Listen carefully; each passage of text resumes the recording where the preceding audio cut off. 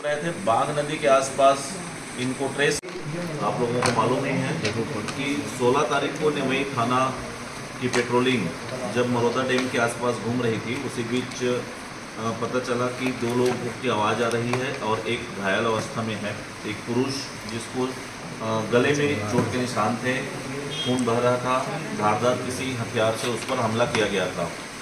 आपस में उन लोग बातचीत कर रहे थे और किसी प्रकार का कोई आवाज़ नहीं कर रहे थे। पति पत्नी थे, आपस में बातचीत कर रहे थे। तत्काल पुलिस द्वारा घायल को हॉस्पिटलाइज किया गया। घायल कुछ बता पाने की स्थिति में नहीं था, बात कर पाने की स्थिति में भी नहीं था। उसका इलाज के बाद दूसरे दिन उसका मरणासन्न कथन लिया गया, बात करने की स्थिति में था। स्पष्ट रूप से उसने बताया कि मुझे मेरी पत्नी ने वहाँ पर बुलाया, उसकी गाड़ी स्कूटी में पेट्रोल ख़त्म हो गया है, ऐसा करके उसने फ़ोन किया अपने पति को और वहाँ पर बुलाया। वहाँ पर बुलाने के बाद जब वो पहुँचा कि चलो अब पेट्रोल मैं ले आया हूँ, स्कूटी में डाल देते हैं, तो उसकी पत्नी ने कहा कि मेरी एक्टिवा की गाड़ी चाबी गुम हो गई है, खोजते हैं। आसपास वहाँ खोज रहे थे तो एक व्यक्ति मिला जिसने कहा कि चाबी इधर है, मेरे पास है। वो मुंह स्कार पर ढका हुआ था। जब वो चाबी को दिया उस व्यक्ति को, उसके बाद अचानक से उस पर हमला कर दिया और वो गायब हो गया। इतनी स्टोरी वो बताया था। इसके बाद जब हमारी टीम एसपी सर के निर्देश पर कि किसी भी हाल में इसको ओपन करना है, इसका पर्दाफाश करना है, क्या षड्यंत्र है, इसके लिए टीम गठित की गई।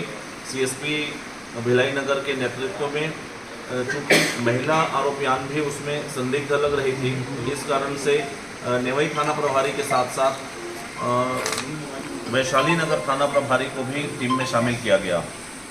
पूछताछ के दौरान घायल जो व्यक्ति था उसकी पत्नी ने बताया कि पहले वो गुमराह कर रही थी कि मैं नहीं जानती, 2 लोग आए, 3 लोग आए। जब उसका टेक्निकल इंट उसके मोबाइल को खंगाला गया, एसएससीओ की टीम भी इसमें शामिल रही, तब उसने स्वीकार किया कि वो अपने पति के साथ अक्सर लड़ाई झगड़ा होती थी और इस बात को लेकर के वो परेशान रहती थी।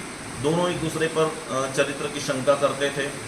इस बात को लेकर के उसने अपने पति को अपने रास्ते से हटाना चाहा और इस बात को उसका जो एक मुँह बोला भाई परिचित का आज़ाद केवट, उससे जिक्र किया कि मेरे पति को मारना है।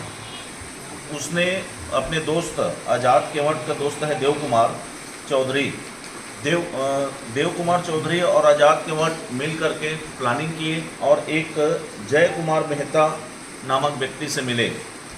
ये भी मरोदा का रहने वाला है। उनसे मिल करके तीनों ने इनके पास लेकर के गए नीदा अंजुम जो घायल की पत्नी है उसके पास, और इन लोगों ने चारों मिल करके प्लान किए। 50,000 रुपये में उसको मारने की बात हुई। ये चाकू मारने के लिए तैयार हो गया। जय कुमार मेहता बोला कि मैं उसका मर्डर कर दूंगा 50,000 के लिए।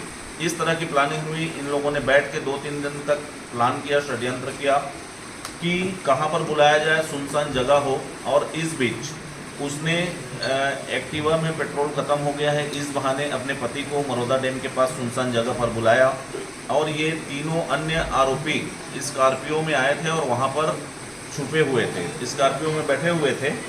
इसी बीच में जब चाबी खोजने के लिए महिला ने अपने पति की मौत की सुपारी दी थी लेकिन वो बच गया, क्या पूरा मामला था, किस तरह का षड्यंत्र था इसमें? नेवई थाना क्षेत्र में पेट्रोलिंग को एक व्यक्ति घायल अवस्था में मिला था। उसके जब बयान लिए गए तो उसने बताया कि उसकी पत्नी ने उस जगह पर उसको बुलाया हुआ था और एक्टिवा की चाबी गुम गई, ऐसा बता करके वहां खोजने लगा। उसी बीच एक व्यक्ति चाबी देते हुए उसको चाकू मार दिया था, वो घायल था। जब कड़ाई से पूछताछ की गई तो उसकी पत्नी ने बताया कि उसका एक मुंह बोला भाई आजाद के साथ मिलकर के उसकी हत्या करने का प्लान किया था और उसके साथ 2 अन्य आरोपी थे। कुल 4 आरोपियों को आज गिरफ्तार किया गया है।